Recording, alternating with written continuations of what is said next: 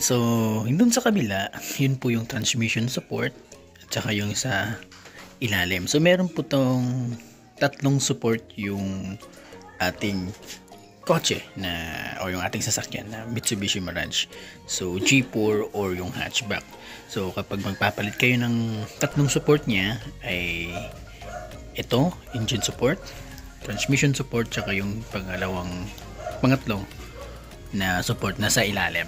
So may konting vibration na yung ating makina, tsaka nararamdaman na natin yun sa loob sa kanyang dashboard. Nagbabibrate siya guys kapag yung mag-start tayo ng makina, yun magbabibrate yan, malakas yung kanyang vibration. At saka during kapag gumagamit tayo ng aircon, kapag nagtitrip off trip on yung aircon, mararamdaman mo yung vibration doon sa loob ng kanyang dashboard.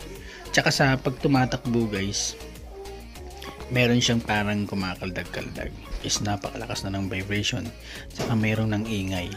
Ito okay pa naman, minimal pa naman, pero hindi ko napapaabutin sa ganong sitwasyon na talagang may maingay na tsaka malakas na kanyang vibration. Baka kasi madamay pa yung ibang parts ng makina. So hindi ko napapaabutin doon. This time pa lang talagang papalitan na natin. So simulan na natin.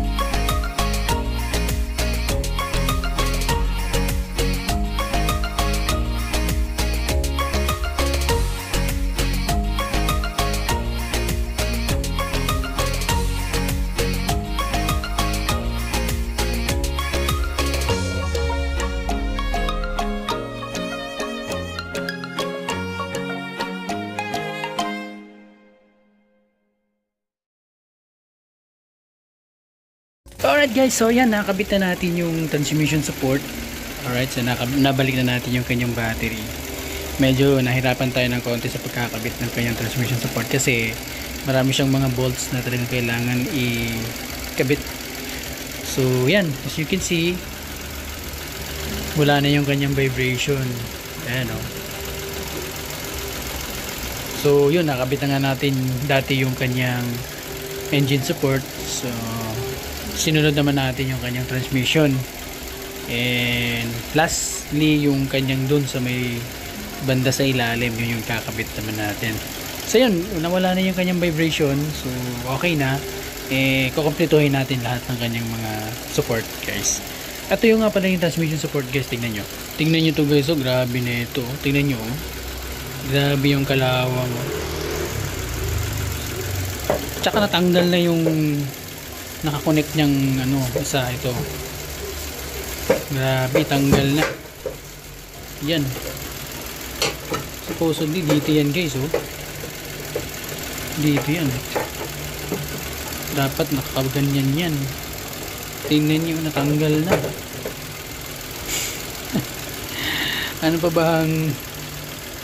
ba ang usage nito, yung mga magiging ano niya, function niya sa ating transmission. Talagang makalog na to. Ayan, no? Tanggal na eh. Wala na. Ito yung nagbibigay kasi ng minimal vibration sa ating makina doon sa loob ng sasakyan. Wala na, tanggal na. Buti na lang talaga guys is nagpalit tayo agad. Hindi pa natin pinaabot sa worst na situation. Konting nakaramdaman natin ng konting vibration sa loob. Tapos medyo nararamdaman natin may kaldag yung takbo. Hindi natin hinintay na may lumagutok pa talaga sa ilalim sa tayo magpapalit. Kasi nga sa edad na rin kasi ng kotse, 10 years old mahigit na eh. Para din kasing pag-change oil yan eh. So hindi na natin papaabutin pa ng 1 year o kaya dapat every 6 months palit na kagad ng oil. Tingnan nyo, grabe oh. Delikado na to. Pag ito tsaka yung dun sa engine support natanggal na rin, delikado na. So malaking problema rin. Alright guys, so yan. I hope you enjoy you watching this video at may natutunan kayo sa pagkakabit ng ating pong transmission support. Thanks for watching and have a nice day.